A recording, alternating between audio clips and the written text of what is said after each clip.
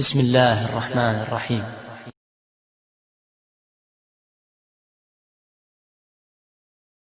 اس video میں نماز جمعہ کے حوالے سے 6 مسائل و فضائل صحیح احادیث کی روشنی میں بیان کیے گئے ہیں۔ ویڈیو کو ضرور آخر تک دیکھیے گا۔ بہت سے کاموں کو ہم معمولی سمجھتے ہیں لیکن ان کا اجر یا گناہ بہت بڑا ہوتا ہے۔ آگے چلنے سے پہلے اگر آپ نے ابھی تک اس چینل کو سبسکرائب نہیں کروایا تو پہلے کروا لیں اور بیل کے بٹن کو پریس کریں تاکہ قرآن و حدیث کی ان ویڈیوز سے اپڈیٹ رہ سکیں، اور دوست و احباب سے شیئر کر کے صدقہ جاریہ میں حصہ لیں۔ گناہوں کا کفارہ۔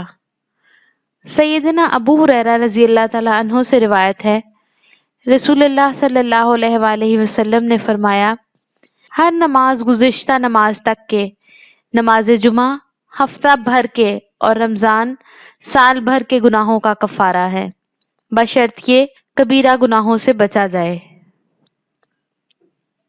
کن کے گھر جلا دوں؟ سخت وعید۔ حضرت عبداللہ بن مسعود رضی اللہ عنہ سے روایت ہے کہ نبی اکرم صلی اللہ علیہ وآلہ وسلم نے جمعہ نہ پڑھنے والوں کے بارے میں فرمایا، میں چاہتا ہوں کہ کسی کو نماز پڑھانے کا حکم دوں، پھر جمعہ نہ پڑھنے والوں کو ان کے گھروں سمیت جلا ڈالوں۔ گمراہی کی مہر۔ حضرت ابو جعد زمری رضی اللہ تعالیٰ عنہ سے روایت ہے، رسول اللہ صلی اللہ علیہ وآلہ وسلم نے فرمایا، جس شخص نے 3 جمعے غفلت اور سستی کی وجہ سے چھوڑ دیے، اللہ تعالیٰ اس کے دل پر مہر لگا دیتے ہیں۔ دل پر مہر لگ جانا بہت بڑی بد نصیبی، محرومی اور سزا ہے کہ انسان نیکی اور خیر کی توفیق سے محروم ہو جاتا ہے۔ اس کا اثر زندگی کے بہت سے دوسرے معاملات پر بھی ہوتا ہے، اور اس وقت ہم یہ سمجھ نہیں پاتے کہ ایسا کیوں ہو رہا ہے۔ اس لیے بندے کو فوراً اپنی اصلاح اور توبہ کرنی چاہیے۔ جمعہ کن پر فرض نہیں؟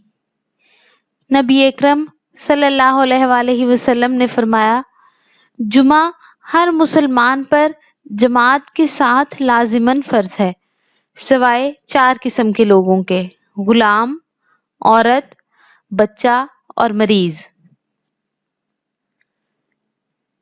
جمعے کے دن کے مسنون کام۔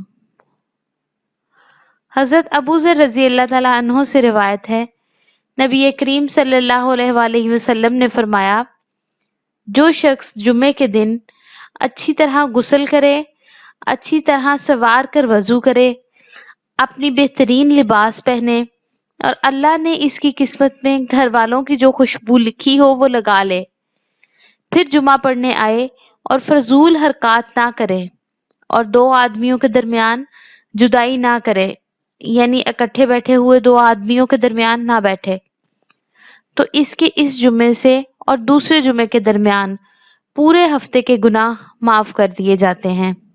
جمعے کے لیے صاف ستھرے اور عمدہ کپڑے پہننے سے معلوم ہوتا ہے کہ پہننے والے کی نظر میں اس کی عبادت کی اہمیت زیادہ ہے۔ اگر کوئی شخص الگ لباس نہ بنا سکے تو بھی حرج نہیں، لیکن صفائی کا خاص خیال رکھنا چاہیے۔ اگر مرد کے پاس خوشبو نہ ہو تو بیوی کی خوشبو استعمال کر سکتا ہے۔ بعد میں آ کر اگلی صف میں جگہ بنانے کی کوشش کرنا اور پہلے سے آئے ہوئے نمازیوں کو پریشان کرنا درست نہیں۔